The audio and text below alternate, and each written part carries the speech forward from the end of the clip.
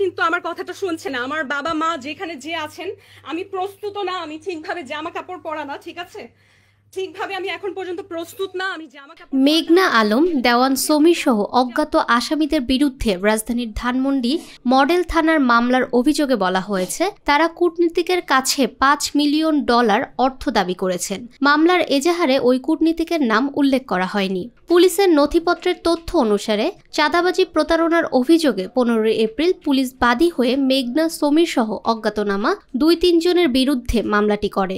মামলার বাদী ধানমন্ডি মডেল থানার পরিদর্শক মোহাম্মদ আব্দুল আলিম।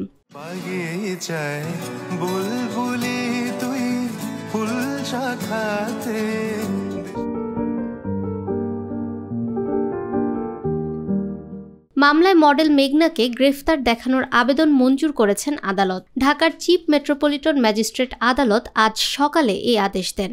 এ তথ্য নিশ্চিত করেন ঢাকা মহানগর দায়রা জজ আদালতের প্রধান পাবলিক প্রসিকিউটর ওমর ফারুক ফারুকি।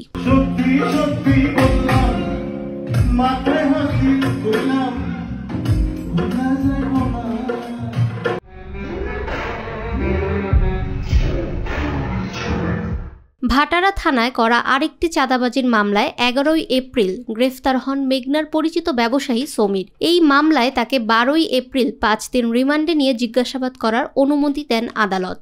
ধানমন্ডি থানার মামলার অভিযোগে বলা হয়, গত 29 মার্চ ধানমন্ডির একটি রেস্তোরাঁয় গোপন বৈঠক হয়। বৈঠকে মেঘনা, সমীর সহ কয়েক ব্যক্তি অংশ নেন। বৈঠকে কূটনীতিকের কাছে $5 মিলিয়ন দাবি ও আদায়ের সিদ্ধান্ত হয়।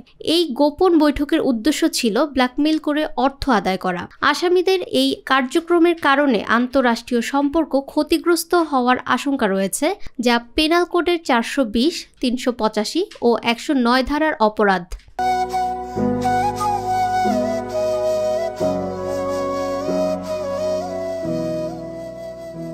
আমি বলেছি যে আমি থানায় এসে কথা বলবো, তারা কিন্তু আমার কথাটা শুনছে না। আমার বাবা মা যেখানে যে 9 এপ্রিল রাতে মেঘনাকে রাজধানীর বসুন্ধরার বাসা থেকে আটক করে হেফাজতে নেয় ঢাকা মহানগর পুলিশের গোয়েন্দা শাখা। স্বরাষ্ট্র মন্ত্রণালয়ের আদেশ অনুযায়ী 10 এপ্রিল রাতে আদালত মেঘনাকে বিশেষ ক্ষমতা আইনে 30 দিন আটক রাখার আদেশ দেন। তিনি এখন কারাগারে। সুনির্দিষ্ট কারণ না জানিয়ে মেঘনার আটকের ঘটনা নানা আলোচনা সমালোচনার জন্ম দেয়।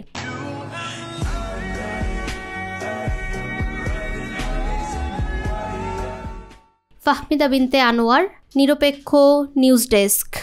না না, আমি তো খুলতে পারি না, কারণ আপনি কেন ট্রাস্ট করবো আপনাদেরকে? আমার কাছে অলরেডি স্বরাষ্ট্র মন্ত্রণালয়ের ফোন এসেছে, অলরেডি সিটি কর্পোরেশন থেকে ফোন এসেছে, অলরেডি 3 জন মানুষকে আপনারা থানায় আটকে রেখেছেন। আমার তো আপনাকে ট্রাস্ট করার প্রশ্নই ওঠে না।